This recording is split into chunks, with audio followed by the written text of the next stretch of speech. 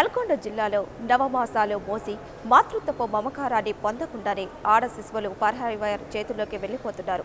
దేవరకొండ డివిజన్లోని గిరిజన తండాలో మగ సంతానం కోసం ఒక్కో కుటుంబం 5 అమ్మాయిలను కంటున్నారు.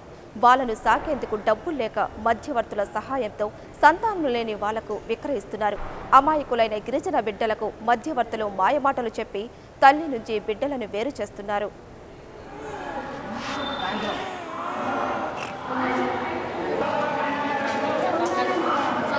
గిరిజన బిడ్డల దుస్థితిని చూసిన ప్రభుత్వం 2008లో ఊయల పథకాన్ని ప్రారంభించింది. ఆడ శిశువు కలిగిన భార్యాభర్తలు ఆ శిశువును సాకలేని సందర్భంలో ఈ ఊయలలో వేసి వెళ్లాలని ప్రభుత్వం ప్రకటించింది. దీంతో 200 మంది వరకు ఆడ శిశువులను గిరిజనులు ఊయలలో వదిలివేసి వెళ్లారు. ఈ శిశువులను ICDS ఆధ్వర్యంలో నల్లగొండ, దేవరకొండలోని శిశు గృహాల్లో సంరక్షిస్తూ సంతానం లేని దంపతులకు దత్తత ఇస్తున్నారు.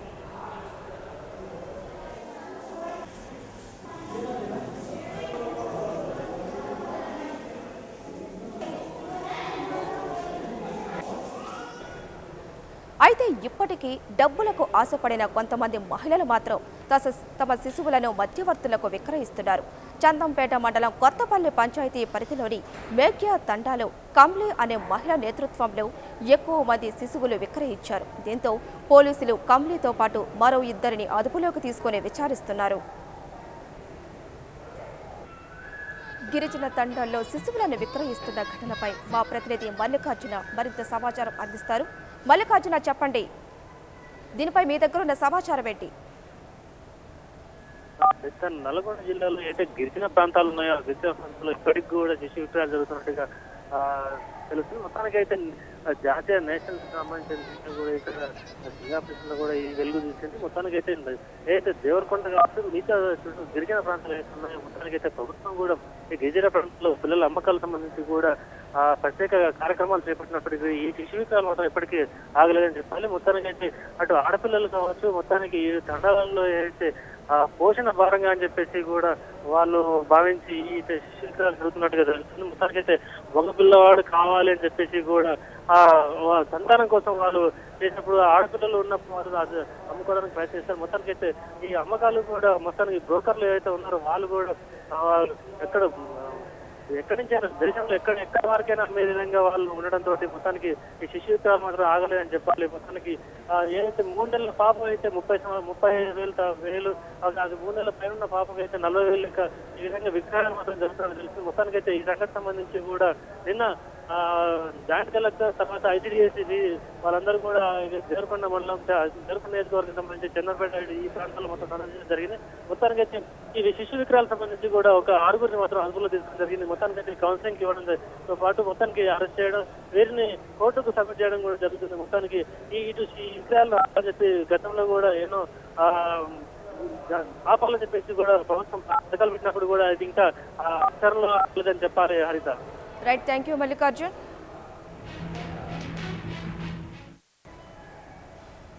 నల్గొండ జిల్లాలో నవమాసాలు మోసి మాతృత్వపు మమకారాన్ని పొందకుండానే ఆడ శిశువులు పరాయి వారి చేతుల్లోకి వెళ్లిపోతున్నారు. దేవరకొండ డివిజన్లోని గిరిజన తండాలో మగ సంతానం కోసం ఒక్కో కుటుంబం 5 అమ్మాయిలను కంటున్నారు. వాళ్లను సాకేందుకు డబ్బులు లేక మధ్యవర్తుల సహాయంతో సంతానం లేని వాళ్లకు విక్రయిస్తున్నారు. అమాయకులైన గిరిజన బిడ్డలకు మధ్యవర్తులు మాయమాటలు చెప్పి తల్లి నుంచి బిడ్డలను వేరు చేస్తున్నారు. ఇక దీనిపై మరింత సమాచారాన్ని మా ప్రతినిధి అమిత్ అందిస్తారు. అమిత్, చెప్పండి, బాలల అమ్మకాలపై మీ దగ్గరున్న సమాచారం ఏంటి? రైట్ హరిత, ప్రస్తుతానికి దేశంలో నిష్పత్తి తీసుకున్నట్లయితే అమ్మాయిల నిష్పత్తి రోజు రోజుకు తగ్గిపోతుంది అనేది చాలా వరకు వినిపిస్తున్న వాదనలు. ఇందులో అమ్మాయిలను తగ్గించడానికి తల్లిదండ్రులే దీనికి ప్రధాన కారణం. అమ్మాయి పుట్టిందంటే చాలు వాళ్ళు హత్యలు చేయడానికి కూడా వెనకాడలేదు, లేదంటే ఆ రోడ్డుపై వదిలేయడానికి కూడా వెనకాడలేదు. ఇలాంటి సందర్భంలో కొన్ని జిల్లాలు, అంటే మన తెలంగాణ జిల్లాలు కావచ్చు, లేదంటే ఆంధ్రప్రదేశ్లో ఉన్నటువంటి కొన్ని జిల్లాలు కావచ్చు, ప్రధానంగా దీనికి అంటే అమ్మాయిల అమ్మకానికి చాలా కేంద్రంగా మారాయి. పిల్లలు లేని వారికి అమ్మడము, లేదంటే కేవలం డబ్బు సంపాదనే ధ్యేయంగా ప్రధానంగా ఇప్పుడు మనం చూసుకున్నట్టు తీసుకున్నట్టయితే నల్గొండ జిల్లా దేవరకొండలో ఈ ఇన్సిడెంట్ బయటపడింది. 30,000 రూపాయల నుంచి 40,000, 50,000 రూపాయలకు ఒక ఆడపిల్లను అమ్మేస్తున్నారు. ఆడపిల్లలు కేవలం అమ్మకానికే కాదు, ఆడపిల్లలు ఉండాలి అని చెప్పేసి చాలా సంఘాలు, అటు ప్రజా సంఘాలు కానివ్వండి, లేదంటే కొంతమంది బాలల హక్కుల సంఘాలు కానివ్వండి, దీని మీద పోరాటం చేస్తూనే ఉన్నాయి. కొన్ని ఏళ్ల నుంచి దీని మీద పోరాటం చేస్తున్నా దీని మీద ఫలితం ఉండట్లేదు అనేది కొన్ని వాదనలు వినిపిస్తున్నాయి. ఎందుకంటే దీనికి ఒక ఎగ్జాంపుల్ ప్రధానంగా ఇప్పుడు నల్గొండ జిల్లాలో జరిగినటువంటి ఇన్సిడెంట్ తీసుకున్నట్లయితే కేవలం అంటే వాళ్ళని ఆడపిల్ల పెంచడమే భారం అయిపోతుంది, మగపిల్లలు అయితే అభ్యంతరం లేదు, కానీ ఆడపిల్లలు పెంచడమే భారం అయిపోతుంది. రేపటి రోజున వాళ్ళని చదివించాలన్నా పెళ్లిళ్ళు చేయాలన్నా చాలా వరకు ఇబ్బందులు ఎదురవుతున్నాయి. కాబట్టి మేము అమ్మకానికి రెడీ అవుతున్నాము అని చెప్పేసి వాళ్ళు నిర్భయంగా చెప్తున్నారు. సో దీనిలో నల్గొండ ఎస్పీ కూడా వాళ్ళను అదుపులోకి తీసుకొని వాళ్ళని విచారించిన తర్వాత కూడా చాలా నిజాలు బయటపడ్డాయి. ఎందుకంటే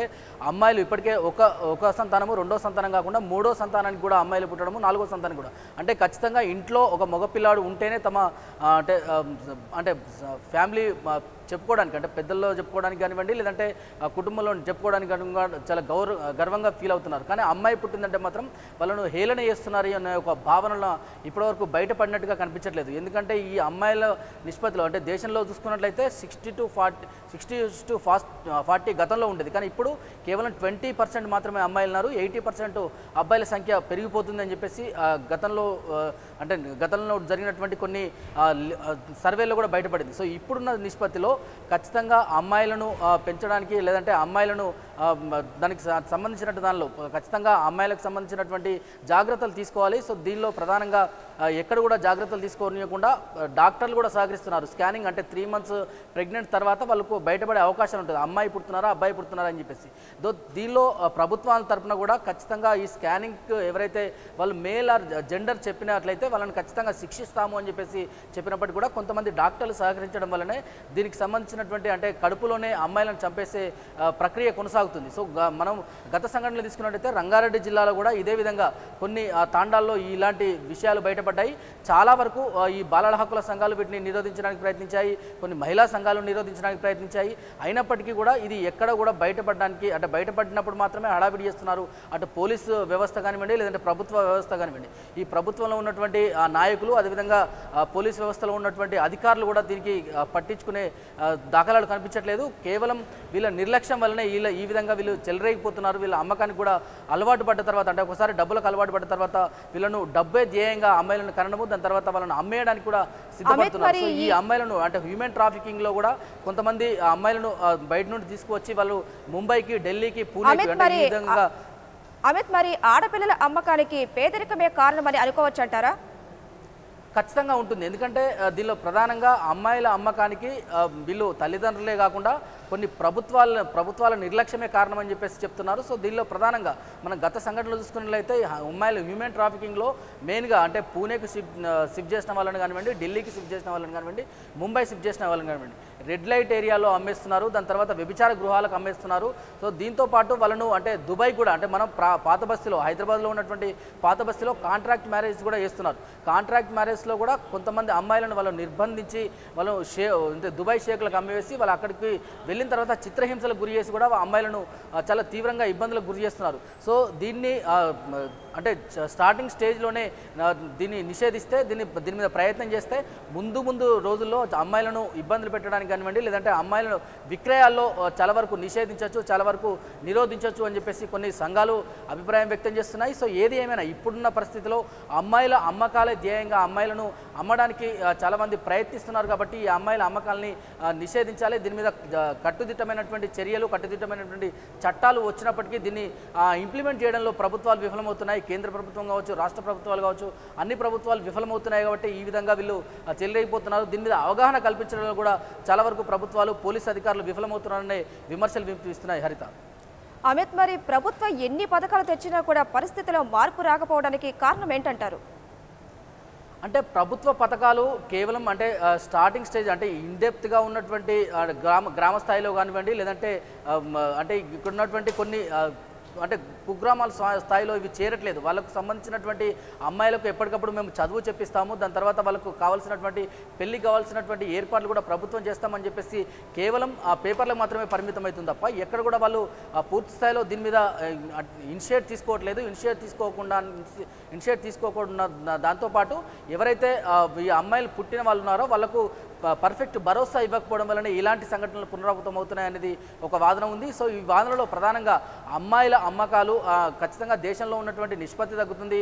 రేపటి రోజున అమ్మాయిలు లేకపోవడం వల్ల చాలా వరకు అంటే వ్యవస్థకే చాలా నష్టం వాటిల్తుంది అని చెప్పేసి తెలిసినప్పటికీ దీనిలో ఆ అమ్మకానికి ఏమాత్రం మొహమాట పడకుండా నిర్మోహమాటంగా అంటే మనం చాలా సందర్భాల్లో రోజుకు సుమారు అంటే మన 2 రాష్ట్రాల్లో కలిపి 23 జిల్లాలో ఖచ్చితంగా 3 నుంచి 4 సంఘటనలు ఈ అమ్మాయిల విక్రయాలు కానివ్వండి, లేదంటే రోడ్డు పైన వదిలేసిన సంఘటనలు కానివ్వండి, లేదంటే వాళ్ళని వదిలించుకోవడానికి ఏదో రకంగా వాళ్ళు ప్రయత్నాలు చేయడం, ఇలాంటి సంఘటనలు కొనసాగుతూనే ఉన్నాయి. సో కేవలం అబ్బాయి పుడితే తప్ప వాళ్ళు ఇష్టపడట్లేదు.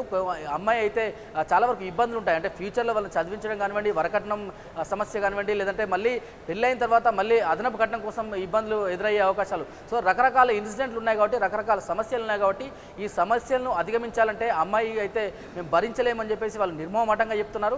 వాళ్ళను ఏ విధంగా వదిలించుకోవాలి, వాళ్ళను అంటే ముందు ఫ్యామిలీ నుంచి వాళ్ళని ఏ విధంగా వదిలించుకోవాలనే ప్రయత్నం చేస్తున్నారు తప్ప సో వాళ్ళు నిజంగా దీనికి నిర్మూలించడానికి లేదంటే అమ్మాయిల నిష్పత్తి పెంచడానికి ప్రభుత్వం తరఫున ఏ రకమైనటువంటి హామీ రావట్లేదు. సో అందుకోసమనే గత కొన్ని సంవత్సరాలుగా ఇది కొనసాగుతుంది. కానీ ఈ కొనసాగే దానిలో ప్రభుత్వం నుంచి సరైన హామీ రాకపోవడం వల్లనే ఇది కొనసాగుతుంది అనేది చాలా వరకు వాదన ఉంది. సో దీనిలో ప్రభుత్వం ఇంకా ముందుకు వెళ్ళి అంటే దీని మీద పూర్తి స్థాయిలో హామీ ఇస్తే తప్ప ఇలాంటి సంఘటనలు కొనసాగే అంటే దీనికి నిరోధించే అవకాశాలు లేవు. సో ఏది ఏమైనా ప్రభుత్వం నుంచి హామీలు లేదంటే పోలీస్ చట్టాల్లో ఉన్నటువంటి చట్టాలు కఠినమైన శిక్షలు వేధించినప్పుడే ఈ విధమైనటువంటి సమస్యల నుంచి బయటకు వస్తాయని చెప్పేసి మనం చెప్పుకోవచ్చు. హరిత. Right, thank you Amit. Nalgonda జిల్లాలో నవమాసాలు మోసి మాతృత్వపు మమకారాన్ని పొందకుండానే ఆడ శిశువులు పరాయి వారి చేతుల్లోకి వెళ్ళిపోతున్నారు. దేవరకొండ డివిజన్లోని గిరిజన తండాలు మగ సంతానం కోసం ఒక్కో కుటుంబం 5 అమ్మాయిలను కంటున్నారు. వాళ్లను సాకేందుకు డబ్బులు లేక మధ్యవర్తులు సహాయంతో సంతానం లేని వాళ్లకు విక్రయిస్తున్నారు. ఇదే విషయంపై స్పందించడానికి రజనీ గారు మనతో మాట్లాడడానికి లైన్లో ఉన్నారు. రజనీ గారు, చెప్పండి, గిరిజన తండాలో శిశువులను విక్రయిస్తున్న ఘటనపై మీరెలా స్పందిస్తున్నారు? మెయిన్గా చూడాల్సింది 2 ఇష్యూస్ ఉన్నాయి. ఒకటి మన దేశంలో పావర్టీ, రెండోది పితృస్వామ్య సమాజంలో ఉన్నప్పుడు దాని ప్రభావం ఉంటుంది. పితృస్వామ్య సమాజంలో ఉన్నప్పుడు ఆడపిల్ల పుట్టింది, ఆడపిల్ల కోసం మనం ఎన్నో చెయ్యాలి అనే ముందు ఆ థాట్ ఒకటి పేరెంట్స్లో రావడము.